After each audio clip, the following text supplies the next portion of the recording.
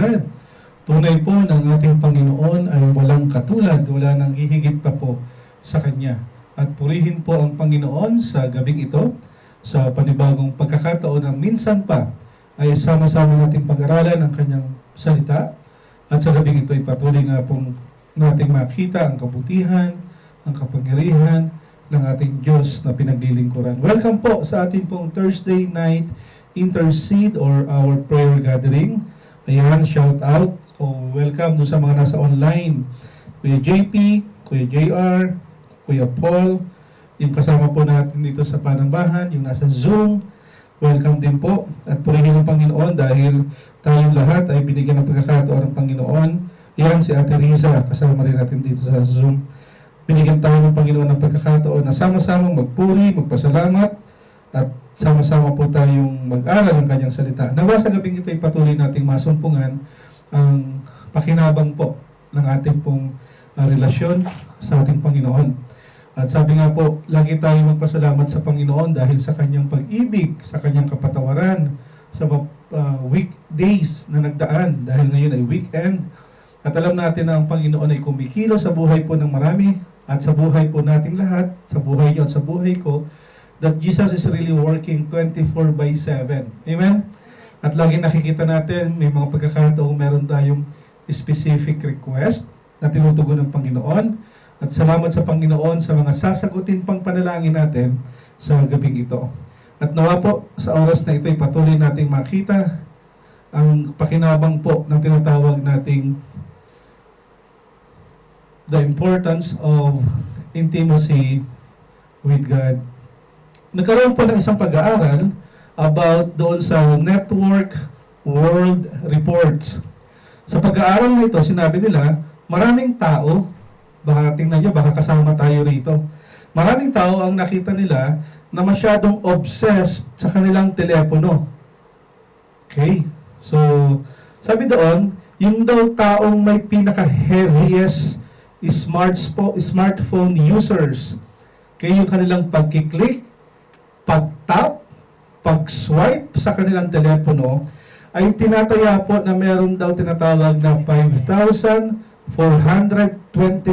times na sinaswipe, tinatap, or kiniklik yung kanilang mobile according sa study. Nakakailang kaya tayo sa isang araw, ano? And then, yung 10% po ng mga users na ito ay sobrang excessive. Pag sinabing excessive, kahit nasa CR, kahit naglalakad, kahit nasa sasakyan, kahit nasa opisina, kahit nasa simbahan, kahit merong mensahe o may sa worship o anumang activity kasama, malamang sa meeting o baka habang nakikipag-usap tayo, kasama si mobile. Grabe, no? And then ang sinabi dito, however, yung iba naman ay hindi excessive, hindi sobrang gumamit ng telepono. Pero, sabi doon sa pag-aaral, ay ang isang tao, average, meron siyang tinatawag na 2,617 times na kanyang pinipindot, tinatap, o sinuswipe yung kanyang telepono. Baka kasama tayo rin, ano? Ang ginawa nila, kumuha sila ng 94 Android device users at nilagyan nila ito ng special software. Ang dahilan, naglagay sila ng application na kung saan gusto nilang i-track kung ilang beses pinipindot, sinaswipe, tinatap, yung kanilang mobile sa loob ng 5 araw. At nakita nga nila, in 5 days, ang isang taong addict sa telepono ay umaabot ng 2,617 times na pinipindot ang telepono. At ang nakakalungkot nito, nakakagitla, ang sabi nila, habang ginagawa nila yung pag-aaral na ito, doon sa 94 Android users, yung heavy users o yung mga addict sa telepono, sabi nila, yung 41% ang sabi, malamang hindi ko na babaguhin yung paggamit ko ng aking telepono. Para sinasabi nila, hindi na magbabago ito. Average ko na yon. Tayo kaya, ilang beses tayong nagtatype, nagtatap, nagsaswipe, nagkiklik. sa ating Panginoon sa loob ng isang araw.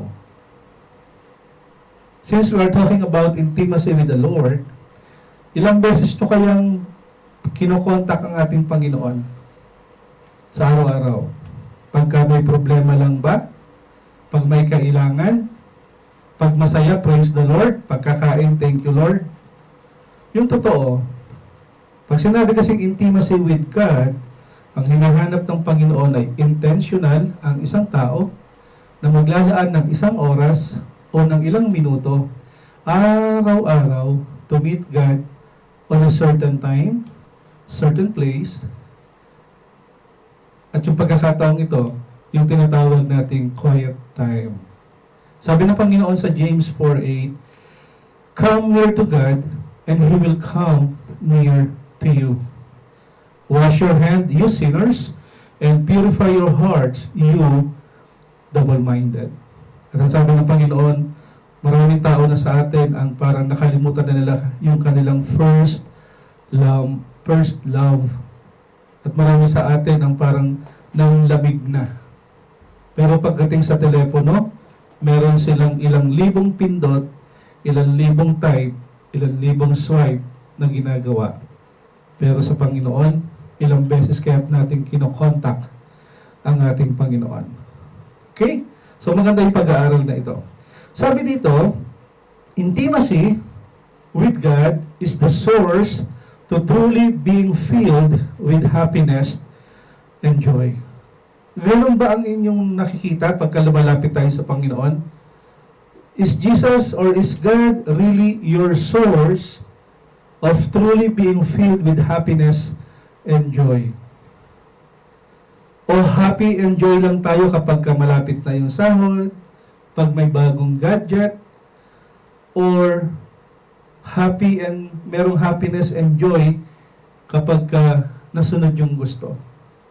So kung pag-uusapan natin yung intimacy with the Lord, marami sa atin ang naglalagay ng idols sa kanilang puso, na instead ang Panginoon ang siyang nauuna pa ang maraming bagay.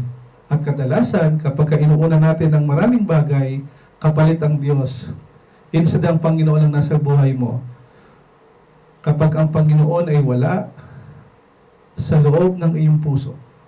Meaning to say, pag ang Panginoon ay hindi nasusunod sa buhay mo, these always lead to pain and suffering. Are you intimate with God?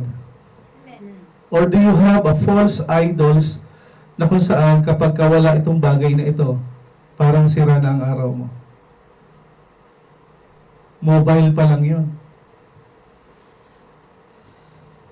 Paano pag nawala si mobile? Are you happy?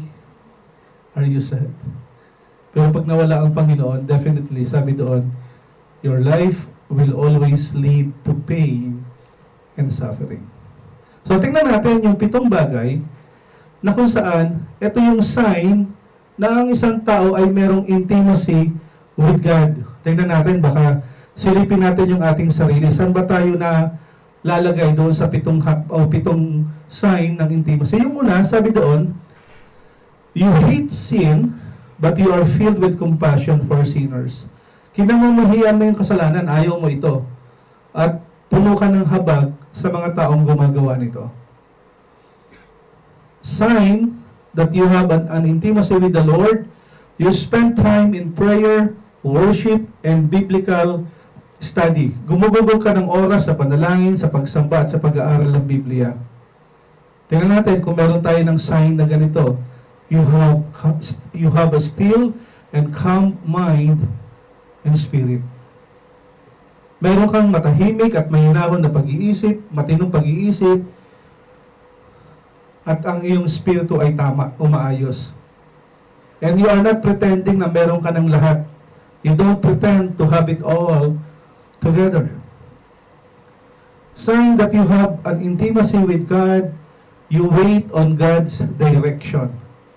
Or kesera-sera na lang. Basta ito yung gusto ko, kaliwali. Ang tao daw merong intimacy with God, naghihintay ng patnubay ng ating Diyos. Pang-anim na sign na meron kang intimacy with the Lord, ang sabi doon, ano daw? You aren't better than anyone, and you're humble. Yung daw taong merong sign na siya ay merong intimate relationship o babad sa panalangin, sa pagbabasa ng Biblia, sa Panginoon, sabi doon, hindi ka nag-iisip na ikaw ang pinakamahusay. Hindi ka nag-iisip na ikaw yung pinakamagaling. Kaya sabi doon, dapat tayong lahat ay maging mapagpakumbaba. Kung meron kang ugali ng ganito, baka hindi ka talaga intimate sa Panginoon. Pangpito, na merong sign of intimacy with God, ang isang mananampalataya, you allow God to strip you of self-hate, pride, pain, and anything that hinders intimacy.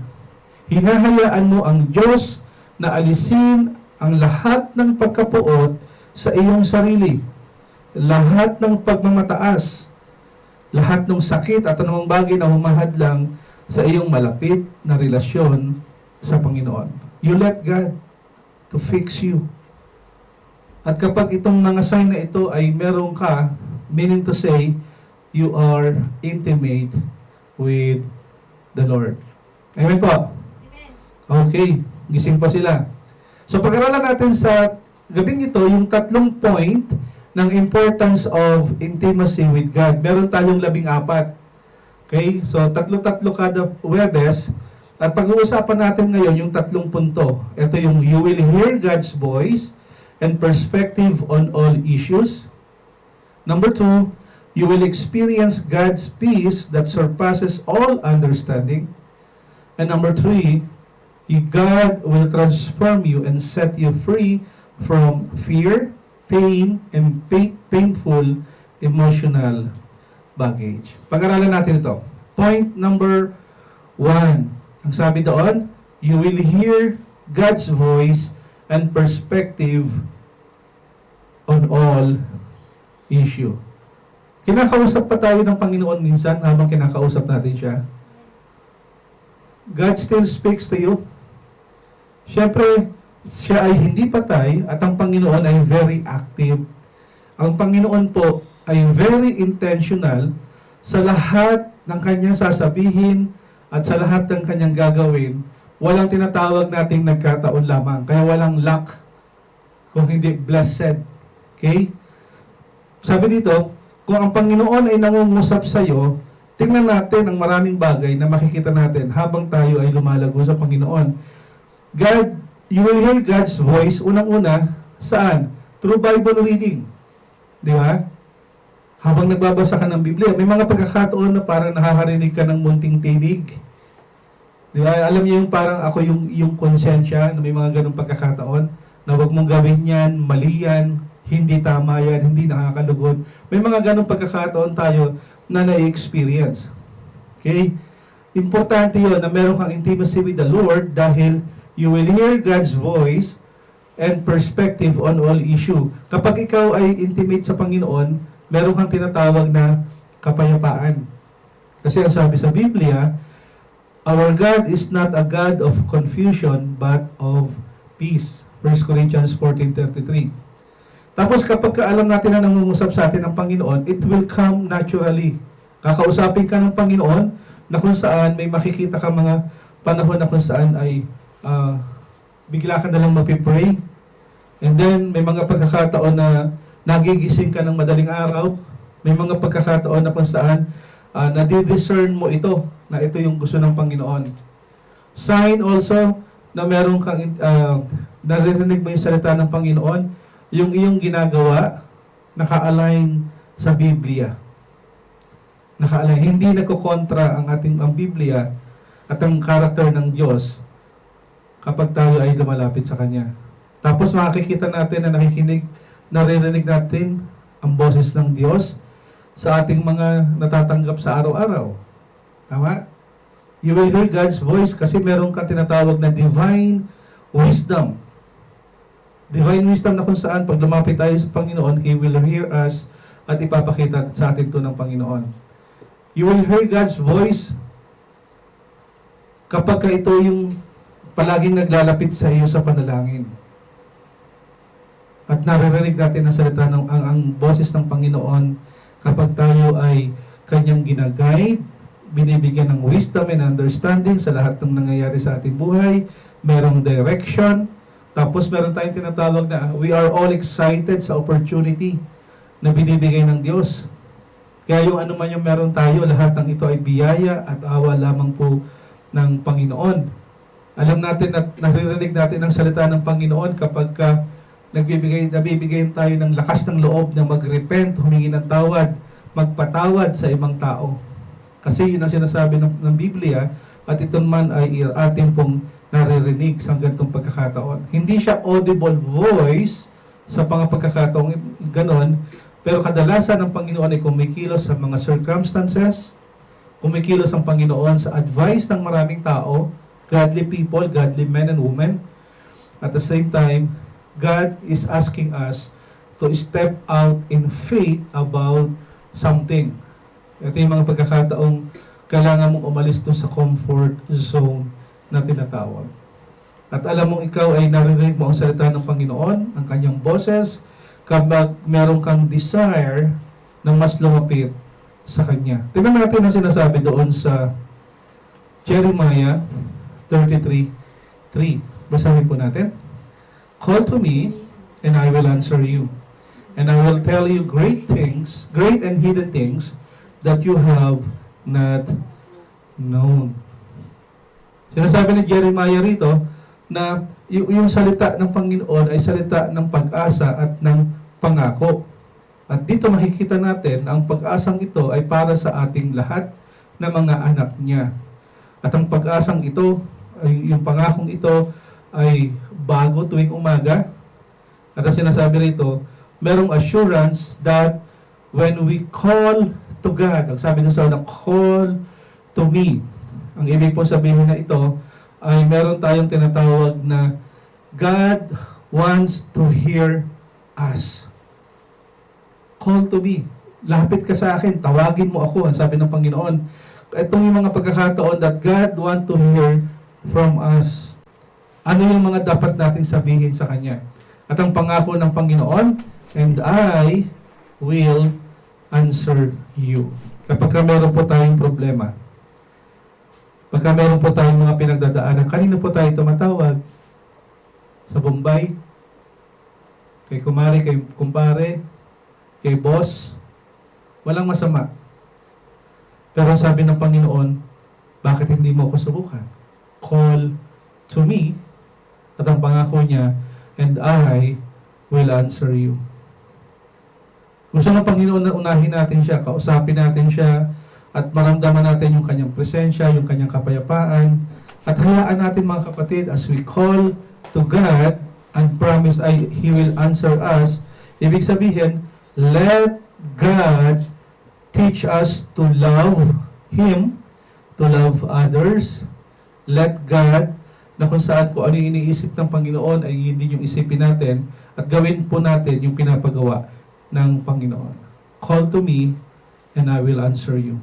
At ang maganda rito sabi doon, and I will tell you great and hidden things that you have known.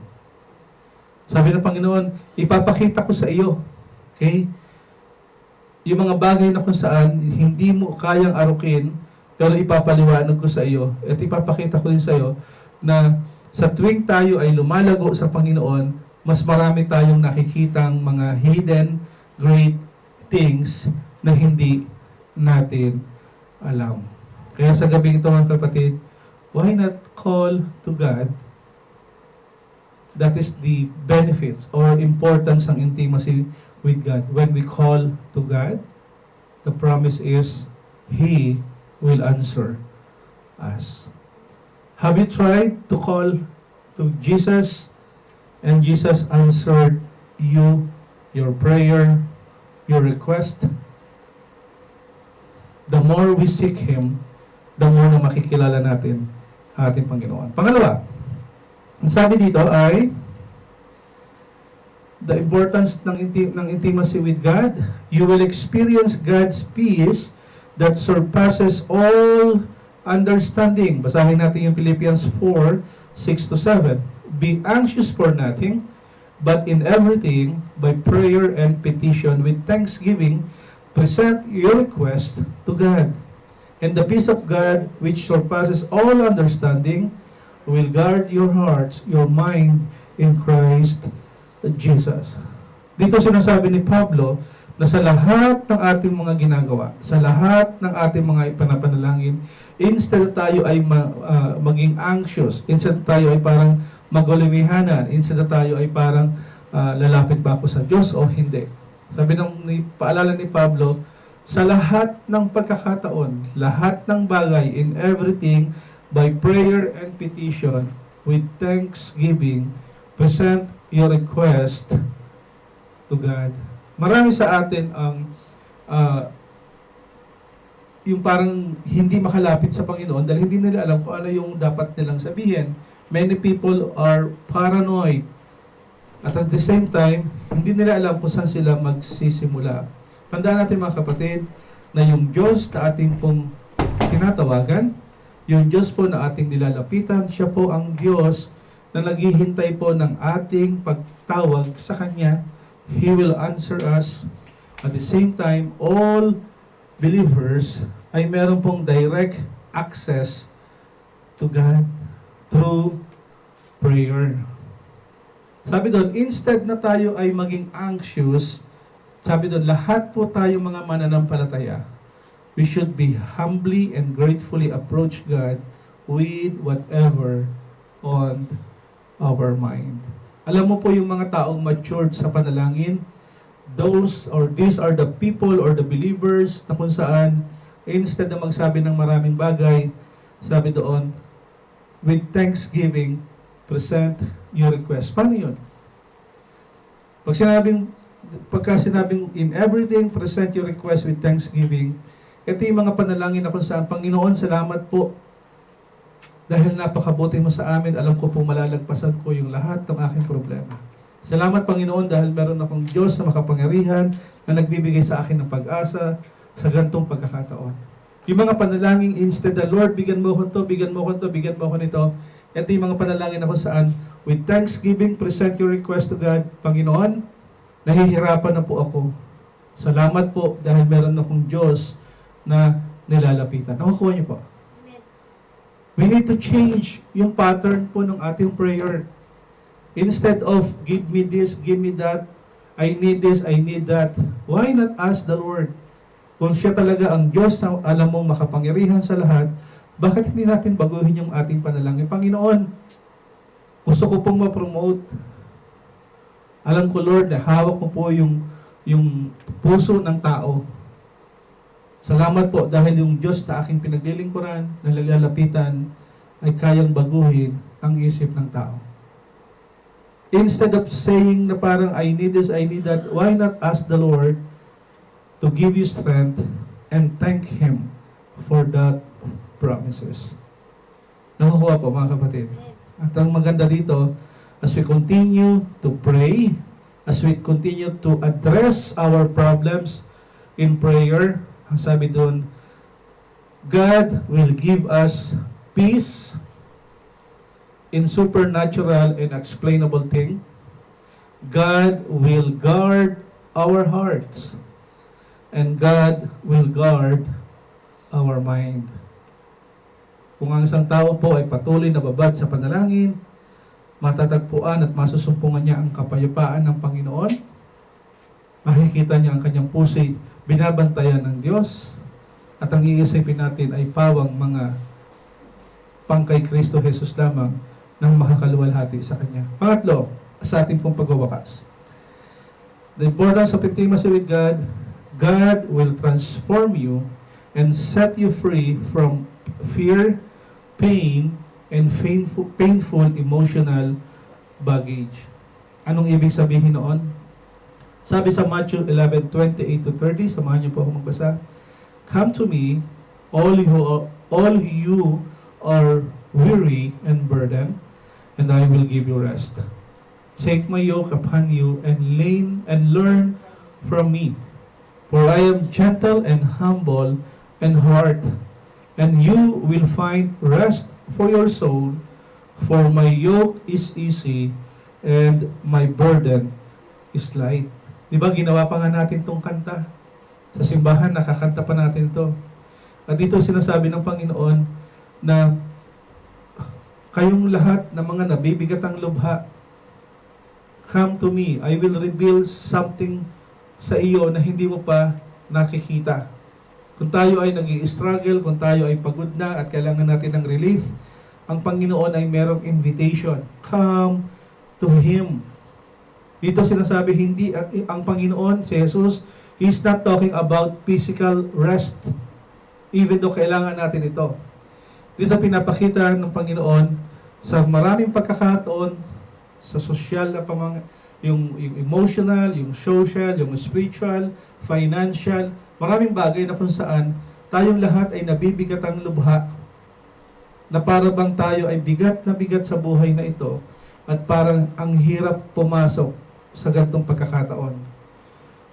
Ang Panginoon ay merong paanyaya. Come to me, all you who are weary and burdened, and His promise is, and I will give you rest. Kaya ang Panginoon lamang po ang makakapagpabago ng lahat ng ito. Sa pananaw po ng mundong ito, ang pagsunod kay Kristo ay napakahirap at para bang i-give up ko ba ang lahat ng kaligayahang meron ako? Sa pananaw ng mundo, ganito po ang pananaw nila. Pero sa ating pong nakaranas ng kaligtasan ng Panginoon, ang ibig pong sabihin ng pagsunod kay Kristo is to giving up the impossible task of carrying our own sin.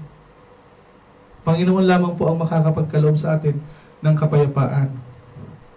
At dito makikita natin, pangako ng Panginoon, I am gentle and humble in heart, and you will find rest for your soul, for my yoke is easy, and my burden is light.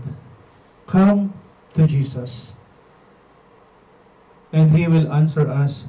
Come to Jesus, and He will give you rest. Before I end, merong isang lalaki po ang nagda-drive sa US. Habang siya po ay nagmamaneho in the middle of the road during yung heavy traffic. Okay? Ito yung mga nakusan sobrang dami na ng sasakyan. Isang sasakyan ang biglang huminto sa gitna ng kalsada. At marami ang nagagalit sa kanya, binubusinahan, may nag-overtake, may mga maraming tao ang nagambala sa nangyari sa kanya. Yung taong ito ay lumabas sa kanyang kotse at paglabas niya ng kanyang kotse, binuksan niya yung hood at hindi niya alam kung anong gagawain niya. Habang ang tao ay mga sasakyan na nag-overtake, nagkokosya ng traffic, na kung saan parang wala na ba talaga akong pag-asa, hindi ko alam kung anong gagawin ko sa sasakyang ito. Maya-maya merong isang lalaki ang bumaba sa kanyang kotse sa likuran ng kanyang sasakyan. Pagbaba, nilapitan siya. At ang tanong, anong problema? Yung sasakyan ko ayaw mag-start, bigla akong tinirik. Alam mo yung ginawa ng lalaking ito? Sige, sabi niya, tingnan ko yung makina ng sasakyan mo. Hindi alam ng lalaki kung ano yung ginawa yung mabuting lalaking ito, kung anong ginawa sa kanyang sasakyan. Maya-maya sinabi nung mamang ito, sige na, pasok ka na dun sa kotse mo, i-start mo na yung car. And then when he started the car, wala. Nag-start yung sasakyan at ready to go. Tuwan-tuwa ang lalaki at sabi niya, Mr. Sandali po, sino po kayo at paano niyo po madaling nagawa yung sasakyan? Alam mo kung sino siya? Sabi ng lalaki, ako si Mr. Henry Ford ang nag-imbento at gumawa ng sasakyan mo. Mga kapatid, sa buhay po natin, yung purpose po ng intimacy with God, yung importance po ng intimacy with God, God knows us. He is better than Henry Ford. Kung tumitirik na yung buhay natin, kung hirap nang mag-start, kung hirap na tayo, hindi natin alam gagawin natin, call to God. One click lang po. And He will make your life na mag-restart. Amen? Amen. Pagkaloob natin sa Panginoon, ang lahat ng ating panalangin, lahat ng ating dalahin, at ang kanyang pangako, He will answer us, and He will give us rest. Let's pray. Heavenly Father, we thank you po sa gabing ito na pinagkaloob mo. Salamat sa pag-iingat. Salamat, Panginoon, sa iyong mga salita. At minsan pa, turuan at tulungan mo kaming patuloy na maintindihan, maisapamuhay ang importansya po ng pakikipagniig sa iyo. Patawarin mo kami, Panginoon, kadalasan inuuna namin ang maraming bagay at mas nakadikit kami sa mobile namin at sa maraming mga plano sa buhay at nakakalimutan ka namin. Patawarin mo kami, Panginoon, sapagkat wala kaming paggalang sa iyo kadalasan at ang inuuna lang namin ang aming sarili. Patawarin mo rin kami, Panginoon, sapagkat alam namin kahit na kami po ay pasaway, hindi kami kaibig-ibig at hindi kami tapat sa iyo. Nariyan ka, singlapit lamang ng dasal at hinihintay mo lamang na kami ay tumawag sa iyo. Sa lahat, Panginoon, ng kasama namin sa online na ito, sa physical church na ito, Lord, help us. Have mercy on us. And pray that you may continue to fix our life, our thoughts, our plan. Fix our agenda. Nawa ang lahat ng ito'y mapurso namin ang intimacy sa iyo at mapurso namin, Panginoon, ang plano mo po para sa amin. Bless this night, O God. In Jesus' name we pray. Amen.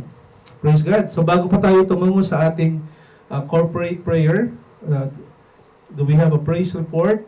I heard some of us ay may mga pinagaling na ang Panginoon.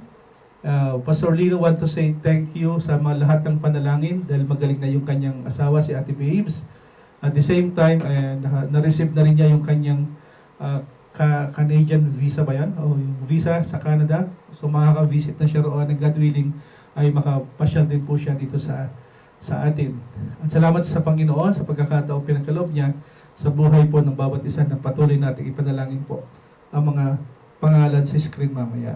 We will be having our corporate prayer points and we have few seconds or 2 minutes for every slide po. Tingin lang po kayo sa screen, magbabago po ito. Yung nasa screen lang po is only a guide para po maipanalangin natin. And after this, we will post po sa ating pong group chat yung lahat ng prayer request para po sa mga gusto pang manalangin ay isama po natin sila.